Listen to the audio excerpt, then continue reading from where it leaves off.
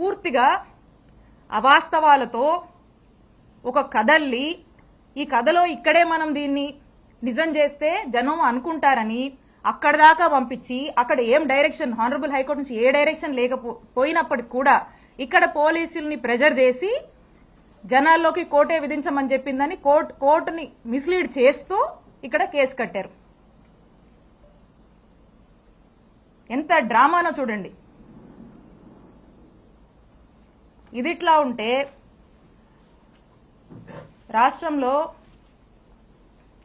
Electricity ఛార్జీలు పెరిగి ప్రజలు అనేక ఇబ్బందులు పడుతూ ఉంటే వారికి అండగా ఉందామని మా వైఎస్ఆర్ కాంగ్రెస్ పార్టీ నాయకుడు మా జగనన్న పిలుపునిస్తే విద్యుత్ పోర్ అనే కార్యక్రమంలో భాగంగా రాష్ట్ర వ్యాప్తంగా మా వైఎస్ఆర్ కాంగ్రెస్ పార్టీ వాళ్ళంతా కూడా అన్ని నియోజకవర్గాల్లో ఎలక్ట్రిసిటీ ఆఫీసెస్ కి వెళ్లి అక్కడ ప్రజలు ఇబ్బంది పడుతున్నారు, ప్రభుత్వం దృష్టికి ఇది తీసుకువెళ్ళాలి, ప్రజలకి భారం అవుతుంది, ఖచ్చితంగా ప్రభుత్వం దీనికి రెస్పాన్సిబిలిటీ వహించాలి, ఈ ఛార్జీలు తగ్గించాలని మేము రిప్రజెంటేషన్ ఇస్తే స్టేట్ మొత్తం జరిగితే కానీ ఇక్కడ మన చిలుకూరుపేటలో మాత్రమే స్పెషల్.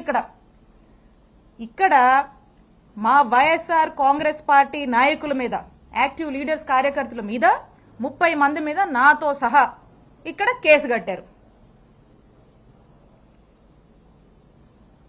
ఇక్కడంట వైఎస్ఆర్ కాంగ్రెస్ పార్టీకి సంబంధించినటువంటి నాయకులు కార్యకర్తలు బయటికి రావద్దు, యాక్టివిటీస్ చెయ్యొద్దు, ఎక్కడ కూడా గొంతెత్తి మాట్లాడొద్దు, ఎవ్వరూ కదలాడకూడదంట. ప్రతి గ్రామం నుంచి ఈ రోజున పోలీస్ స్టేషన్లో కేసులు పెట్టడం, పోలీస్ స్టేషన్లకు పిలిపించడము, హరాస్ చేయడము, తిట్టడము, కొట్టడము, కేసులు పెట్టడము, అరెస్టులు చేయడము, జైళ్లకు తీసుకువెళ్లడము,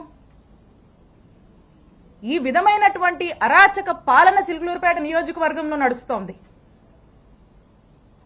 ఇదట్లా ఉంటే ఇక్కడున్న చాలా మందికి తెలుసు